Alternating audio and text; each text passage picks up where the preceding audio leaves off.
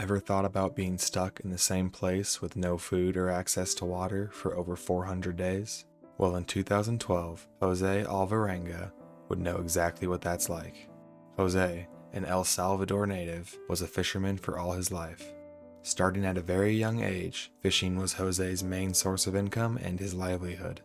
In 2002, Jose would move from El Salvador to Mexico, where he would resume his fishing career. Jumping from crew to crew, Jose would end up fishing for himself in 2010, using a friend's boat whenever it was free.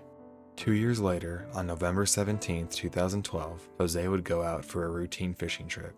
Setting off from the fishing village of Costa Azul, just off the coast of Chiapas, Mexico, the experienced sailor and fisherman was planning on spending the next 30 hours deep-sea fishing, mainly trying to catch sharks, marlins, and different types of other prized fish. Jose and his usual mate and good friend, Ray Perez, would load up the boat that morning with 70 gallons of gas, 16 gallons of water, a whole lot of sardines for fishing bait, and miles of fishing line. They would also bring along a cell phone, a GPS tracking device, and would have a two-way radio on board. Unfortunately, at the very last minute, Perez would pull out and say he could not join Jose on the fishing trip. Jose would then turn to a stranger for help. He would recruit a man he had never spoken to in Ezequiel Cordoba, who was an inexperienced 23-year-old local soccer star wanting to make $50 for a few days of work. Jose hardly even knew this man's last name, but was confident that he could do just fine, as he himself was a very experienced fisherman and sailor out on the open ocean. Embarking in the 23-foot-long fiberglass boat, just larger than 2 pickup trucks long and about as wide as one, the boat had no raised structure, no running lights, and had a very small footprint on the ocean.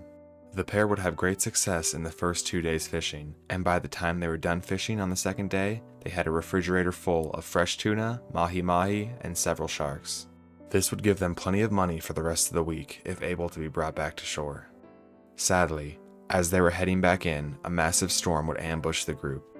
With rain pouring down on them, the swells and waves would become large enough to soak them in.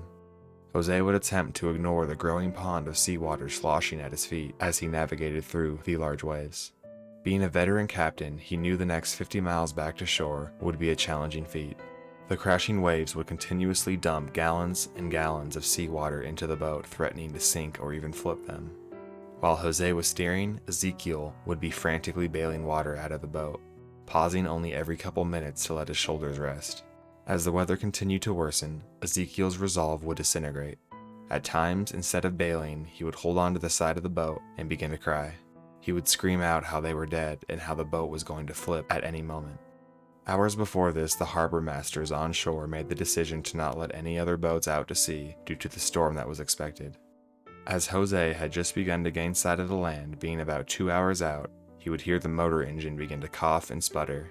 He pulled out his radio to call ashore and would say, "The motor is ruined." The men on shore would request his coordinates and tell Jose to drop anchor as they were on their way to get them.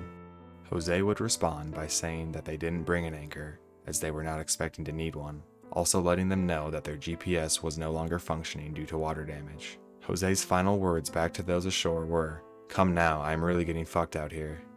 Realizing the boat was really unstable in the water due to how top-heavy the boat was due to having over 1,000 pounds of equipment and caught fish on board, Jose would make the tough decision to dump all the fresh fish into the water. They would string 50 buoys from the boat as a makeshift sea anchor that floated on the surface and provided drag and stability. After a few hours of waiting, their radio would die. It was day 1 of a storm Jose knew would last at least 5. Without radio contact, he knew that they would be truly on their own. In a rage after knowing this, he would throw the dead radio and broken GPS as far as he could in the ocean. As the sun set on the first day drifting afloat, Jose and Ezequiel would succumb to the cold. They would turn the fridge upside down and would huddle inside trying to keep any warmth they had left. Taking 15-minute shifts to bail water, their progress was slow, but the pond at their feet gradually grew smaller. As winds pushed the men further out to sea, they would only have the stars as a means of navigation. After days of drifting, Jose knew they would need food. Creating a technique to catch fish with his bare hands, by simply reaching over the side of the boat, Jose would catch many fish with the occasional turtle swimming by for a nice treat, or a seabird even landing on board. Being able to clean whatever they caught with the knife they had, they would lay strips of raw meat out in the sun before eating. Within days, the pair would be drinking their own urine, which would only dehydrate them more every time they did. Their main source of water, though, was when the skies would open up during a storm, giving them as much water as they could hold with their makeshift rain catch made out of a gray 5-gallon bucket pointed towards the sky. After weeks at sea, the pair would become astute scavengers and would learn to distinguish the varieties of plastic that bob across the ocean. They would grab and store every empty water bottle they found. In 2 separate instances, they would find carrots wrapped up in a bag and a half-eaten head of cabbage. Eating whatever they could find, the men had little problem getting and staying fed throughout their journey. Using only the stars as a means of telling time, they would know that with each passing moon phase they would spending another month on board floating wherever the tides brought them. After being on the boat for 2 months, Ezekiel would become sick after eating raw seabird and made a drastic decision. He would go on hunger strike. Jose would offer him bites of turtle or fish, but Ezekiel would refuse. Depression was shutting down his own body. The two would make a pact, first saying that if either of them died, they would not eat each other's bodies.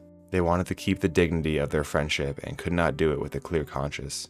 Secondly, if Ezekiel didn't survive, he told Jose to go back to Chiapas, Mexico, and find his mother and tell her that he was sad he could not say goodbye, and that she couldn't make any more tamales for him, that they should let him go, he was with God. Ezekiel would then take a nap and would pass away in his sleep.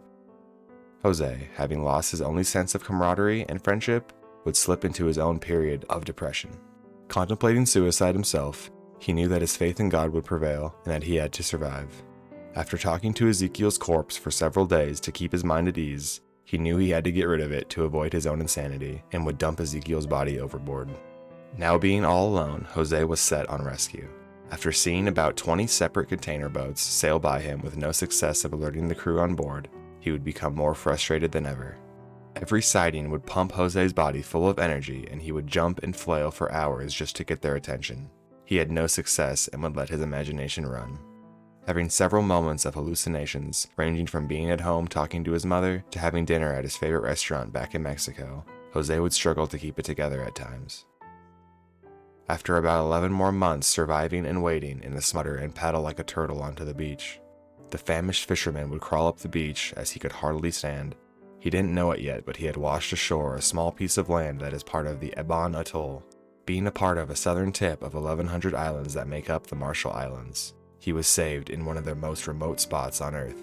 One thing to note is a boat leaving Ebon Atoll, searching for land, would have to sail another 2,500 miles southwest to get to Australia. Having gone from Mexico to here was around 6,000 miles, but if Jose had missed these islands, he would have another 3,000 miles to go until he had another chance to find land. The total length of his voyage would be calculated at around 6,000 miles and around 13 total months.